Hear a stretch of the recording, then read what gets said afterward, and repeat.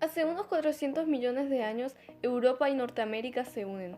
Posteriormente, hace 280 millones de años, Gondwana se une a Norteamérica y Europa, y esta última con Asia aproximadamente hace 230 millones de años, formando así el continente único que Wegener llamó Pangea.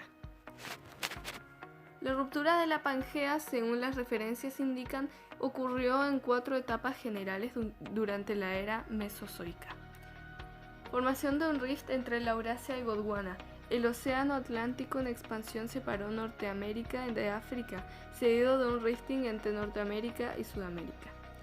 Ruptura en movimiento de los diversos continentes de Gondwana, la Antártida y Australia, que ya se mantenían suturadas, se separaron de América y África, mientras que la India se separó del supercontinente Gondwana y empezó a moverse hacia el norte. Sudamérica y África empezaron a separarse.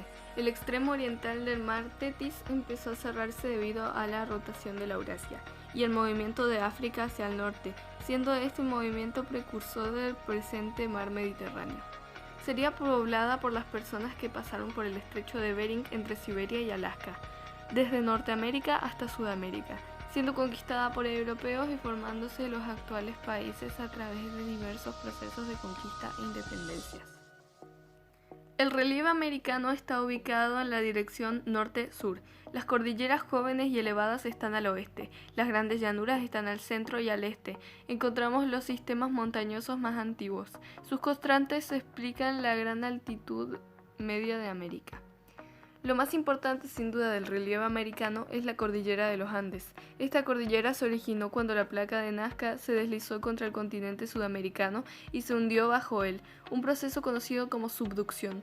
Como consecuencia, la corteza continental experimentó una compresión y un engrosamiento graduales, las cuales acabarían dando lugar a la formación de los Andes. El levantamiento de la cordillera andina ha causado modificaciones en el clima, el paisaje y la biodiversidad. La cordillera evitó el paso de las nubes y por ende humedad, formando del otro lado la selva más grande del mundo, el Amazonas. El clima y el tiempo se refieren a condiciones locales de temperatura, precipitación, etc., pero la principal diferencia es la escala temporal. El tiempo se refiere al momento actual, mientras que el clima a un periodo de muchos años. El tiempo es el estado de la atmósfera en un momento y lugar determinado. Lo que decide el clima es la cercanía al ecuador y la altura, y los elementos constituyentes de este son temperatura, presión, vientos, humedad y precipitaciones. Así en el norte y el sur, como en la zona de la cordillera, se presencian climas fríos y en el resto climas templados o cálidos. Una cuenca hidrográfica es un territorio drenado por un único sistema de drenaje natural, es decir, que sus aguas dan al mar a través de un único río o que vierte sus aguas a un único lago endorreico. Una cuenca hidrográfica es delimitada por las líneas de las cumbres, también llamada divisoria de aguas.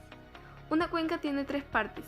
Cuenca alta, que corresponde a la zona donde nace el río, el cual se desplaza por una gran pendiente. Presenta una gran cantidad de erosión. Cuenca media, la parte de la cuenca en la cual hay un equilibrio entre el material sólido que llega atraído por la corriente y el material que sale. Existen 3 tipos de cuencas. Exorreicas, drenan aguas al mar o al océano. Endorreicas, desembocan en lagos, lagunas o salares que no tienen comunicación fluvial al mar. Arreicas, las aguas se evaporan o se filtran en el terreno a través de encauzarse en una red de drenaje. La cuenca del Mississippi es la más grande de Norteamérica y la cuarta del mundo, tras las del Amazonas, Congo y Nilo. Su superficie total es de 3.238.000 km², es decir, un tercio del territorio de los Estados Unidos. La cuenca del Mississippi drena agua de 31 estados y es la fuente del 23% del abastecimiento de aguas superficiales públicas de los Estados Unidos. Está dividida en 6 subcuencas, que corresponden a los cursos inferior y superior, así como a los principales afluentes.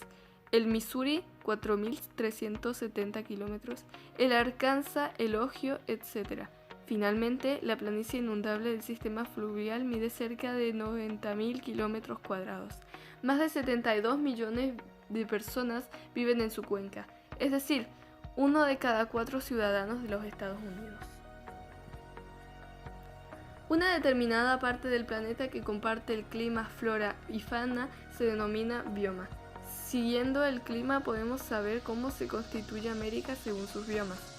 Principales biomas americanos: la tundra ártica, el bosque boreal de coníferas, los bosques templados de América del Norte y América del Sur, los biomas tropicales, el bioma ecuatorial y las adaptaciones de la vegetación a la altitud.